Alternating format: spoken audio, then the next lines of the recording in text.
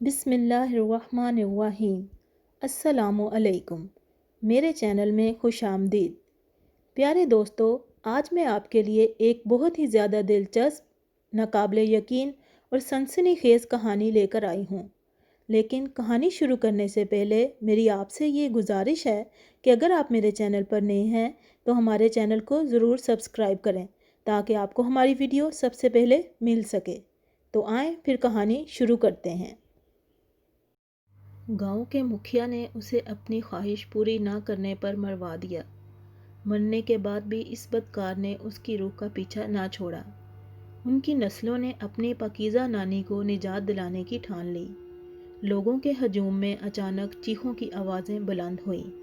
Catherine, جس کے پاؤں اور گلے میں زنجیریں تھیں، دو گرانڈیل سپاہی اسے کشاں کشاں کھینچتے چلے آ رہے تھے۔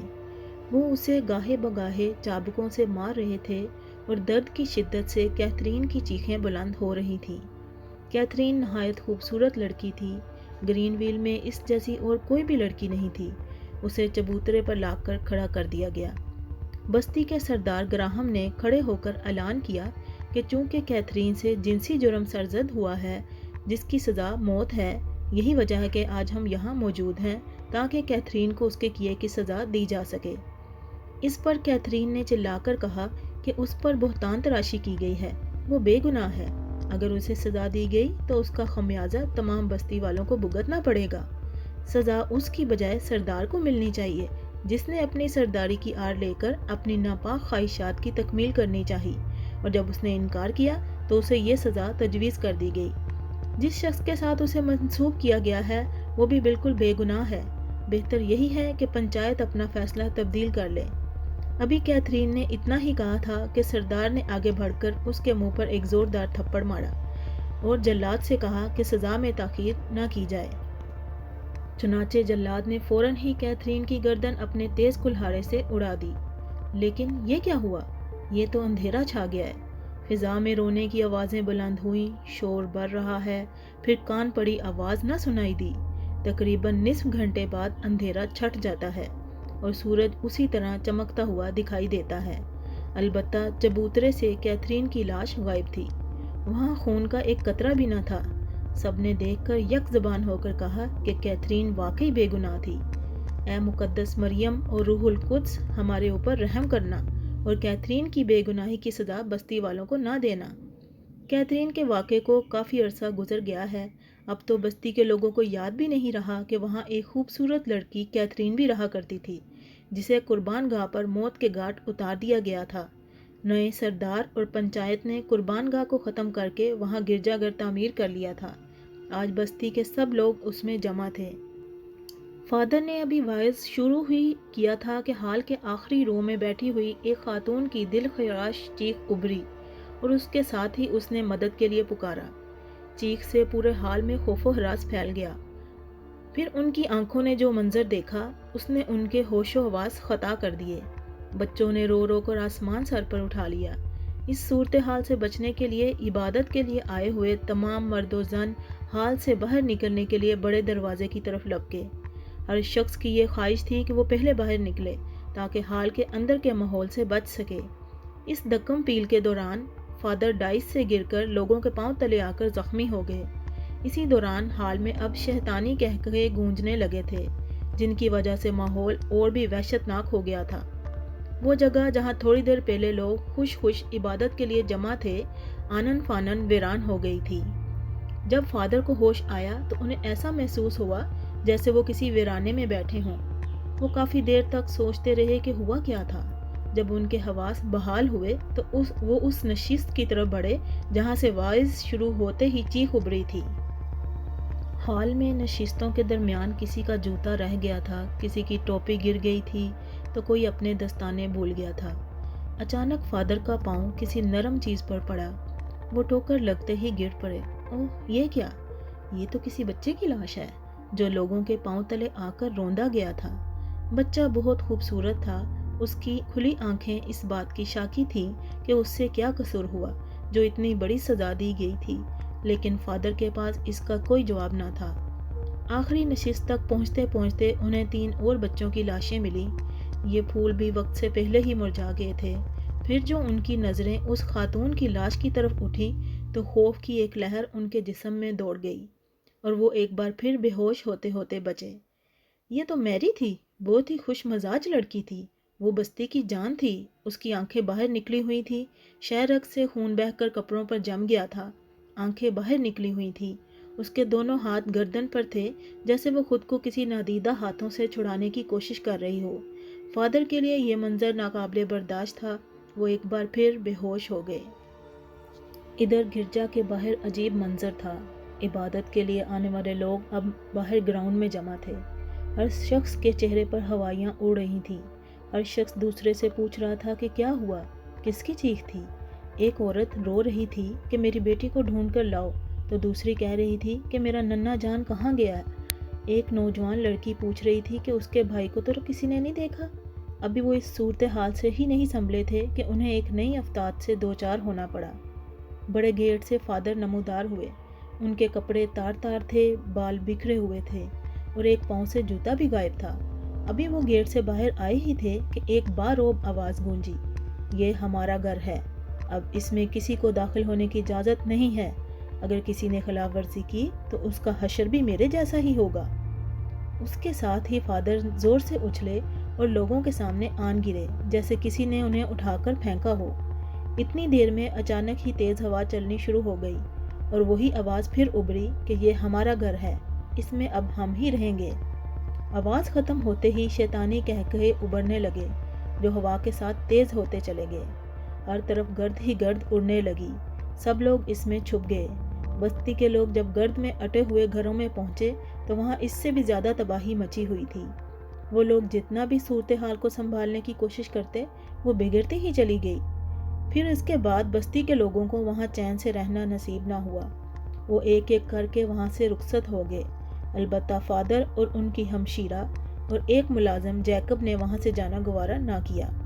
ان کا خیال تھا کہ اگر وہ بھی وہاں سے چلے گئے تو اس گرجا کو شیطانی قوتوں سے کون نجات دلائے گا۔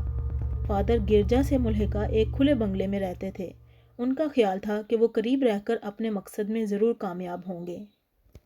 ایک دن جوزف کو خط ملا جس پر گرین ویل کی مہر تھی۔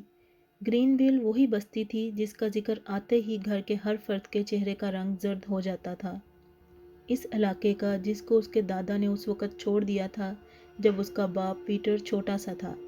آئزک تو گرین ویل کا نام نہیں لیتا تھا۔ جوزف کو وہ دن اچھی طرح یاد تھا جس دن اس کے دادا کا انتقال ہوا تھا۔ لنکن کی چیخوں سے پورا محلہ دہل رہا تھا، ایسا لگتا تھا کہ کوئی نادیدہ طاقت اس کے گلے کو دبا رہی ہو اور وہ خود کو اس سے چھڑانے کی جدوجہد میں مصروف ہو۔ اس کی آنکھیں باہر نکلی ہوئی تھیں، مرنے کے بعد اس کا چہرہ کسی عفریت کی مانند ہو گیا تھا، اس کے گلے اور چہرے پر نوکیلے ناخنوں سے خراشیاں لگائی گئی تھیں جس سے خون رس رہا تھا۔ اس کی لاش بڑی شاہراہ پر پڑی ہوئی ملی تھی، کسی نے اس کا سر تن سے جدا کر دیا تھا، بازو توڑے مڑے تھے، ٹانگیں بھی توڑ دی گئی تھیں۔ بظاہر یہ قتل کا واقعہ تھا لیکن خون کا ایک قطرہ بھی دکھائی نہ دیتا تھا۔ مارنے والے نے آئزک کی آنکھیں بھی نکال دی تھیں۔ خط دیکھ کر جوزف کو سب کچھ یاد آ گیا۔ مہم جو طبیعت رکھنے والے جوزف نے گرین ویل جانے کا فیصلہ کر لیا۔ وہ دیکھنا چاہتا تھا کہ وہ کون ہے جس نے اسے وہاں آنے کی دعوت دی تھی۔ مسٹر لیب، مس میری ڈورتھی، مسٹر چارلس، مس ڈولی کیتھرین اور مسٹر ایگل کو بھی اسی قسم کے خطوط ملے تھے۔ ہر خط میں کسی نہ کسی کا حوالہ دیا گیا تھا، وہ سب بھی آ رہے ہیں اس لیے وہ ضرور آئیں۔ حالانکہ سب افراد ایک دوسرے سے بہت دور الگ الگ شہروں میں مقیم تھے اور کوئی کسی کو نہیں جانتا تھا، البتہ ان کے باپ، دادا، دادی، نانی وغیرہ ایک ہی جیسی اذیت ناک موت سے دوچار ہوئے تھے، اور اسی کے حوالے سے ان کو یہ معلوم تھا کہ یہ لوگ اپنے آبائی گاؤں گرین ویل کو چھوڑ کر یہاں آ بسے تھے، لیکن سب حیران تھے کہ ان کو بلانے والا کون ہے اور اس کا مقصد کیا ہے۔ گرین ویل پہاڑوں میں گری ہوئی ایک خوبصورت وادی تھی، سرسبز اور پھلدار درخت، رنگ برنگے پھول عجیب بہار دے رہے تھے۔ اگرچہ یہ بستی اجڑ چکی تھی مگر ویران ہونے کے باوجود اس کا حسن برقرار تھا۔ گرین ویل کا گرجا گھر اپنی پوری شان سے موجود تھا مگر اس میں جا کر عبادت کرنے کی کسی کو اجازت نہ تھی۔ جوزف، لیب، डॉर्थी, चार्ल्स, डॉली और मिस्टर एगल जब ग्रीन वैली पहुंचे तो उनका इस्तकबाल एक खमीदा कमर बूढ़े ने किया। उस बूढ़े ने अपना तारुफ जैकब कह के करवाया और उन सबको बताया कि उसने उनको यहाँ आने की दावत दी है। जैकब ने बताया कि सब के लिए एक एक घर मौजूद है, अगर वो चाहें तो इकट्ठे भी रह सकते हैं। इस पर जोसेफ ने इकट्ठे रहने की तजवीज़ पेश कर दी। दरअसल उसे मिस डॉली अच्छी लगी थी और वो उसके करीब रहना चाहता था। ख्याल था कि वो अलग अलग रहे तो न जाने क्या हालात पेश आएं और ऐसा न हो कि वो एक दूसरे को देख भी ना सकें। चुनाचे सब गिरजा घर के करीब जमा हुए जो फादर की सरकारी रहाइशगाह हुआ करता था। वो थके हुए थे, इसलिए अपने अपने कमरे में जाकर सो गए। शाम की चाय पर जब वो इकट्ठे हुए तो अचानक जोसेफ ने जैकब से कहा कि हमें यहाँ बुलाने का मकसद क्या है और आपको हमारे मौजूदा ठिकानों के बारे में कैसे इल्म हुआ, क्योंकि जब हमारे माँ बाप और उनके बुजुर्गों ने ही नाता तोड़ लिया था तो हमें इस जगह से कैसे दिलचस्पी हो सकती है। इसी किस्म के सवालात दूसरे मेहमानों ने भी किए। जैकब सबकी सुनने के बाद मुस्कुराकर बोला, गिरजा घर में फादर के वाइस के मौका पर जो वाक़यात पेश आए उस पर उनको दुख है। अगरचे आपके बाप दादा ने इस बस्ती को छोड़ दिया था, फादर और उसकी बहन और मैं यहाँ रह गए थे। हमने हत्तल इम्कान कोशिश की थी कि गिरजा घर से शैतानी ताकतों को निकाल दें और उस पर अपना कब्ज़ा बहाल कराएं। इसी कोशिश में फादर और मदर अपनी जानों से हाथ धो बैठे। उनका इंजाम देखकर मुझे ख्याल आया कि क्यों न किसी आमल से बात की जाए। चुनाचे मैं बस्ती से निकलकर जगह जगह की खाक छानता रहा और रूहों को काबू करने के तरीके सीखता रहा, लेकिन जब इस पर अमल करने का वक्त आया तो मुझे बताया जाता कि जब तक इस बस्ती के असल बशिंदों के चंद वर्षा इस अमल में शरीक ना होंगे मैं कामयाब नहीं हो सकूंगा। अब मेरे सामने सबसे बड़ा मसला ये था कि उन वर्षा को कहाँ से ढूंढूं, आप लोगों को किस तरह बुलाऊं। मैंने एक ख़ास अमल शुरू किया जिसके बारे में मुझे यकीन था कि मुझे कामयाबी होगी। 2 दिन के मुराकबे के बाद मुझे आप लोगों के चेहरे और तमाम हालात से रोशनास कराया गया। चुनाचे मैंने आप लोगों को यहाँ आने की ज़हमत दी। मुझे यकीन कामिल है कि मेरी कोशिशें रायगा नहीं जाएंगी और अब आप मेरे सामने मौजूद हैं और वो वक्त दूर नहीं जब हम अपनी इस बस्ती को दोबारा आबाद कर सकेंगे। लेकिन हमें क्या करना होगा? डॉर्थी बोली। आज की रात अगर खैरियत से गुजर गई तो फिर दुनिया की कोई ताकत हमें अपने मकसद के हसूल से नहीं रोक सकती, जैकब ने जवाब दिया और फिर इन्हीं बातों पर चाय ख़त्म हो गई। सब बंगले से बाहर निकल आए और शाम होने तक बस्ती और इर्द गिर्द के माहौल से खुद को अहम आहंग करने में मसरूफ़ रहे। अगरचे माहौल बड़ा ही पुरअसरार था और वो पहली बार यहाँ आए थे, फिर भी उन्हें यहाँ आना अच्छा लग रहा था।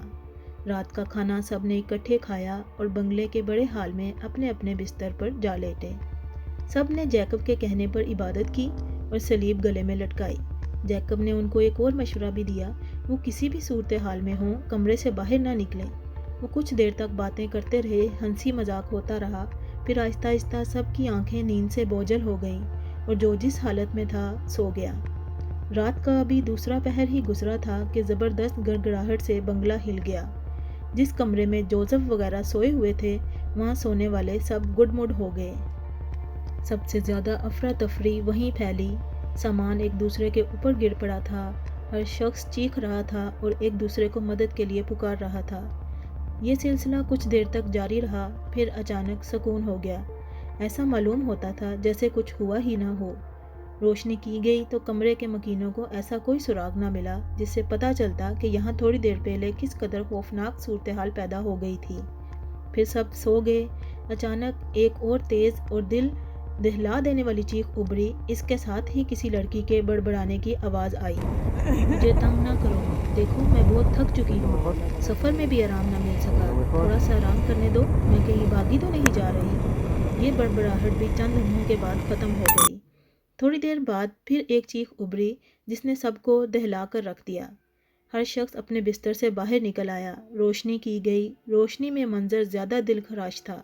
ये डोली थी जिसके गले से अब भी खरखराहट जारी थी। वो बिल्कुल बराहना थी और ऐसे हाथ पांव चला रही थी जैसे किसी को धक्का दे रही हो। हम सब ने मिलकर उसे उठाया, चादर से ढांपा, फिर पानी के छींटे मारे ताकि उसे होश आ जाए। होश में आते ही उसने ऐलान कर दिया कि वो एक लम्हे के लिए भी यहाँ नहीं रुक सकती, वो वापस जाएगी। सब उसके इस फैसले पर परेशान हो गए। وہ نہایت حسین لڑکی تھی۔ اس وقت بنگلے میں موجود سب لڑکیوں سے زیادہ حسین وہی تھی۔ مردوں کی نظریں زیادہ تر اسی کا طواف کر رہی تھیں۔ ڈولی بات کرتے کرتے اچانک رک گئی اور اپنے گلے کی طرف ہاتھ بڑھایا تو اس کے گلے میں سلیب نہیں تھی جو جیکب نے پہننے کے لیے دی تھی۔ سلیب کہاں گئی؟ اگر کسی نے اتاری تو وہ کون ہو سکتا ہے، کیونکہ جو کچھ بھی ہوا وہ سلیب کے نہ ہونے سے ہوا ہے۔ جوزف اس صورتحال سے بہت پریشان تھا، کیونکہ وہ ڈولی کو پسند کر چکا تھا اور اس کے بارے میں فیصلہ بھی کر چکا تھا۔ آہستہ آہستہ ڈولی کی حالت معمول پر آ گئی اور باقی رات سب نے باتیں کرتے ہوئے گزاری۔ صبح ناشتے وغیرہ سے سب میں چستی سی آ گئی۔ رات کے واقعے کے بارے میں ڈولی نے بتایا کہ اسے پہلے تو ایسے محسوس ہوا جیسے کوئی میرے ساتھ زیادتی کرنا چاہتا ہو، اور اس نے میرے سارے کپڑے بھی اتار دیے۔ پھر جب اس نادیدہ طاقت نے میرے گلے میں ہاتھ ڈالا تو مجھے اپنی موت نظر آنے لگی۔ میری چیخ نکل گئی۔ جوں ہی میری چیخ نکلی، اس قوت نے کہنا شروع کیا، کیتھی، اس وقت تو تم میرے ہاتھ سے نکل گئی تھی، لیکن اب بچ کر نہیں جا سکو گی۔ میں اپنی تمام خواہشات پوری کروں گا۔ پھر اس کی سانسیں میری ناک سے ٹکرائیں تو مجھے ایسا لگا کہ جیسے کوئی مردار ہے اور اس میں تعفن اٹھ رہا ہو۔ اگر تم میری چیخ پر نہ جاگتے اور میری مدد کو نہ آتے تو آج یقیناً میں مر چکی ہوتی اور وہ قوت اپنے مقصد میں کامیاب ہو جاتی۔ لیکن یہ کیتھی کون ہے اور میرے ساتھ اس کا کیا تعلق ہے؟ شاید جیکب کو کوئی علم ہو، اس سے پوچھیں گے۔ ناشتے کے بعد جیکب سے ملاقات ہوئی تو سب نے اس سے پوچھا کہ گرجا گھر کو ان دیکھی بلاؤں سے نجات دلانے کے لیے اس نے کیا سوچا ہے، اور پھر رات کے واقعے کی تفصیلات بھی بتائیں۔ آخر میں ڈولی نے پوچھا کہ کیتھی کون تھی اور اس کا مجھ سے کیا تعلق ہے؟ وہ نادیدہ قوت مجھے کیتھی کیوں کہہ رہی تھی؟ جیکب بڑے سکون سے تمام باتیں سنتا رہا اور پھر اس نے ان کو بتایا کہ جس جگہ یہ گرجا گھر تعمیر کیا گیا ہے وہاں دراصل قربان گاہ تھی۔ پنچایت اور بڑے سردار مجرموں کو اسی جگہ سزا دیا کرتے تھے۔ ایک بار ایک لڑکی کیتھرین کو، جسے لوگ سے پیار کیتھی کہتے تھے، جنسی جرم میں گرفتار کر لی گئی اور اس کے لیے پنچایت نے موت کی سزا تجویز کی۔ دراصل بستی کا سردار کیتھرین کو اپنانا چاہتا تھا، لیکن وہ ایک نوجوان جوزف کو چاہتی تھی۔ جب گراہم کو اپنے ناپاک عزائم میں کامیابی نہ ہوئی تو اس نے پنچایت سے مل کر اس پر گھناؤنا الزام لگا دیا۔ اس وقت اس جرم کی سزا موت ہوتی تھی، چنانچہ کیتھی کو موت کی سزا دے دی گئی، اگرچہ اس نے اس جرم سے انکار کر دیا تھا اور جس شخص یعنی جوزف کے ساتھ وابستگی کا الزام لگایا تھا اس نے بھی بائبل پر ہاتھ رکھ کر قسم کھائی، لیکن پنچایت فیصلہ دے چکی تھی۔ اس موقع پر آپ ساتوں افراد کے بزرگوں نے اس فیصلے کی مخالفت بھی کی، لیکن ان کی کوئی پرواہ نہ کی گئی اور مقررہ دن کیتھی کی گردن اڑا دی گئی۔ اس وقت عجیب واقعہ پیش آیا۔ جو ہی اس کی گردن کٹی وہ زمین پر گرنے کی بجائے فضا میں بلند ہو گئی اور دیکھتے ہی دیکھتے سب کی نظروں سے اوجھل ہو گئی۔ پھر جب لوگوں نے قربان گاہ کی طرف دیکھا تو اس کا جسم بھی غائب ہو چکا تھا۔ اس صورتحال نے سب کو خوفزدہ کر دیا تھا۔ اس موقع پر اس شخص یعنی جوزف نے، جس پر اس خاتون سے وابستگی کا الزام لگایا تھا، کہا کہ نہ صرف اس خاتون کی روح بلکہ وہ خود بھی بستی والوں کو چین نہیں لینے دے گا۔ اسی رات کے بعد جوزف بھی غائب ہو گیا۔ اس دن کے بعد ساری بستی شام ہوتے ہی سنسان ہو جاتی، ہر شخص اپنے گھر میں دبک جاتا۔ یہ کیفیت 1 سال تک رہی۔ اس دوران کوئی قربانی نہ دی گئی اور نہ ہی کسی کو سزا مل سکی۔ البتہ جو کوئی اس طرف آتا اسے 2 سائے ڈراتے اور وہ خوفزدہ ہو کر وہاں سے بھاگ آتا۔ جیکب کہہ رہا تھا اور سب لوگ ہمہ گوش تھے۔ پھر کیا ہوا؟ ڈورتھی بول اٹھی۔ پنچایت نے فیصلہ کیا کہ اس جگہ گرجا گھر بنایا جائے۔ جو ہی دیواریں کھڑی کرنے کا مرحلہ آیا، بنیادیں اکھڑنا شروع ہو گئیں۔ پھر ہر کونے میں سلیب ڈال کر بنیادیں دوبارہ بھری گئیں، دیواریں بن گئیں۔ چھت ڈالنے کا مرحلہ آیا تو وہی سلسلہ شروع ہو گیا۔ کبھی ایک کونے سے اینٹ اڑتی ہوئی آئی اور کسی کو گھائل کر جاتی، کبھی کسی دیوار پر کھڑا معمار نیچے گر جاتا۔ یہ سلسلہ بھی کافی دن تک جاری رہا۔ ایک دن سب نے مشورہ کر کے مقدس مریم کا مجسمہ سبزہ کے قریب کھڑا کر دیا اور اس طرح چھت مکمل ہو سکی اور گرجا کی تعمیر اختتام کو پہنچی۔ ادھر گراہم مر گیا۔ اس کی موت کا منظر بھی نہایت ہولناک تھا۔ مرنے کے بعد اس کی شکل بالکل ویمپائر جیسی ہو گئی۔ جب تمام لوگ اس کی آخری رسوم کرنے کے لیے اس کی لاش اٹھانے گئے تو اس کی لاش غائب ہو چکی تھی۔ گرجا کے اندر تو ہمیشہ سکون رہتا، بستی میں بھی کوئی پریشان صورتحال نہ تھی، لیکن گرجا کی اس دیوار کی طرف جہاں قربان گاہ ہوا کرتی تھی وہاں کوئی بھی جانے کے بعد واپس نہ آتا۔ پھر آج سے 50 سال قبل بستی میں زلزلہ آیا اور قربان گاہ والی دیوار میں شگاف پڑ گیا، لیکن یہ معلوم نہ ہو سکا کہ بدروحیں شگاف کے اندر داخل ہونے میں کامیاب ہو گئی ہیں۔ پھر اس دن جب فادر واز کرنے کے لیے کھڑے ہوئے تو عقبی نشست پر بیٹھی ہوئی میری کو گلا گھونٹ کر ہلاک کر دیا گیا۔ میری اس جگہ بیٹھی تھی جہاں دیوار میں شگاف پڑا تھا۔ اس کے بعد جو کچھ ہوا اس کے بیان کرنے سے دکھوں میں اضافہ ہوتا ہے۔ وہ دن اور آج کا دن گرجا پر بدروحوں کا قبضہ ہے، اور جو بھی اس کے اندر داخل ہونے کی جرت کرتا واپسی اس کے مقدر میں نہیں ہوتی۔ بستی اجڑ گئی، سب لوگ وہاں سے چلے گئے، لیکن فادر، ان کی ہمشیرہ اور میں نے یہاں سے جانا گوارا نہ کیا۔ فادر اور مدر دونوں ایک دن گرجا میں داخل ہوئے اور پھر واپس نہ آ سکے۔ 2 روز بعد ان کی مسخ شدہ لاشیں پہاڑی کے دامن میں پڑی مل گئیں۔ یہ کہہ کر جیکب پھر چپ ہو گیا۔ لیکن ہمیں کیوں بلایا گیا ہے؟ کیا ہماری قربانی دے کر تو گرجا واپس نہیں لینا چاہتے؟ چارلس نے کہا۔ نہیں نہیں، ایسا نہیں ہے، جیکب بولا۔ البتہ اس سے ملتا جلتا ایک نسخہ ہے جسے آزمایا جائے گا۔ اپنی طویل ریاضت کے دوران مجھے بتایا گیا کہ اس کو حاصل کرنے کا ایک طریقہ ہے، اور وہ یہ ہے کہ اگر اس بستی کے باشندوں کے 7 ورثہ کا خون گرجا کی دیواروں اور اس کے اندر چھڑکا جائے تو بدروحیں اسے ہمیشہ کے لیے چھوڑ کر چلی جائیں گی۔ یہ سنتے ہی ڈولی اور ڈورتھی کی چیخیں نکل گئیں۔ تو ہمیں اس لیے بلایا گیا ہے؟ ہم ایسا نہیں کرنے دیں گے۔ گرجا واپس نہیں ملتا تو نہ ملے، ہماری بلا سے، ہمیں اس کی کوئی پرواہ نہیں ہے۔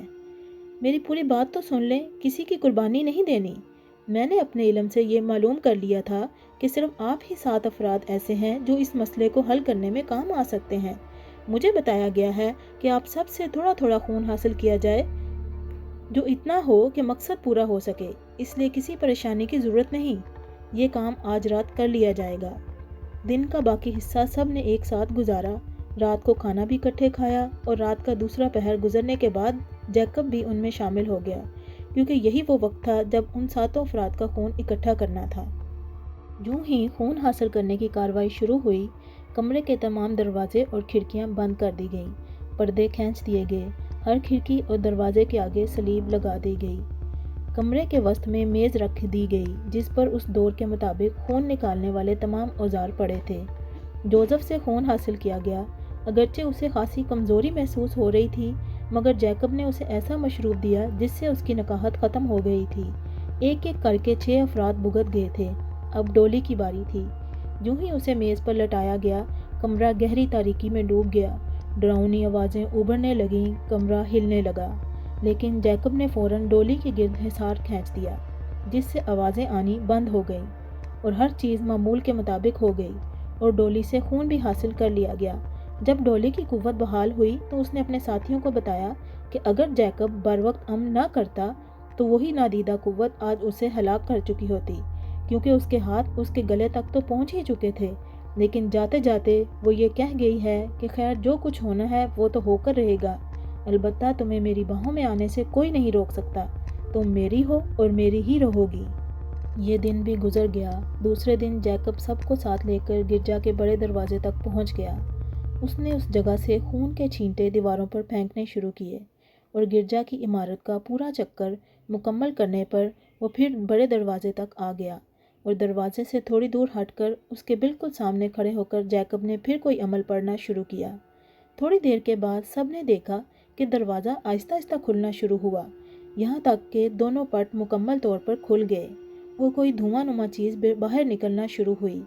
اس کے ساتھ ہی بین کی بھیانک آوازیں ابھری جیسے کوئی کسی کی موت پر ماتم کر رہا ہو۔ یہ منظر بھی چند لمحے تک برقرار رہا، پھر دھواں ختم ہوتے ہی بڑی بھیانک آواز آئی، ہم، گراہم اور ہمارے ساتھی جا رہے ہیں، لیکن جب تک یہ گرجا اپنی جگہ پر برقرار ہے ہم بھی اس وقت تک موجود رہیں گے اور کسی وقت بھی دوبارہ اس پر قبضہ کر لیں گے۔ اس کے بعد آواز آنا بند ہو گئی۔ وہ سب کافی دیر تک باہر ہی کھڑے رہے، پھر جیکب نے سب سے پہلے بڑے دروازے کے اندر قدم رکھا، دہلیز پر خون کے چھینٹے دیے، جس کے بعد باقی افراد بھی اندر چلے گئے۔ جیکب نے پورے حال میں خون کے چھینٹے دیے، سب نے مل کر صفائی کی اور دعائیں مانگنے کے بعد واپس آ گئے۔ رات سونے سے پہلے جیکب ان کے درمیان پھر موجود تھا۔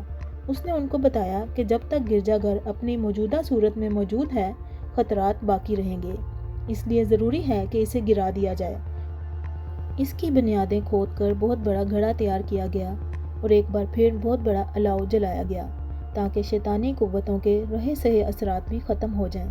جب آگ بھڑکی تو سب نے بھیانک آوازیں سنی اور گراہم کا وہ اقرار بھی کہ کیتھی نے چونکہ اس کی شیطانی خواہشات کے سامنے جھکنے سے انکار کر دیا تھا، اس لیے اس نے اسے موت کے گھاٹ اتارنے کی سزا تجویز کی تھی۔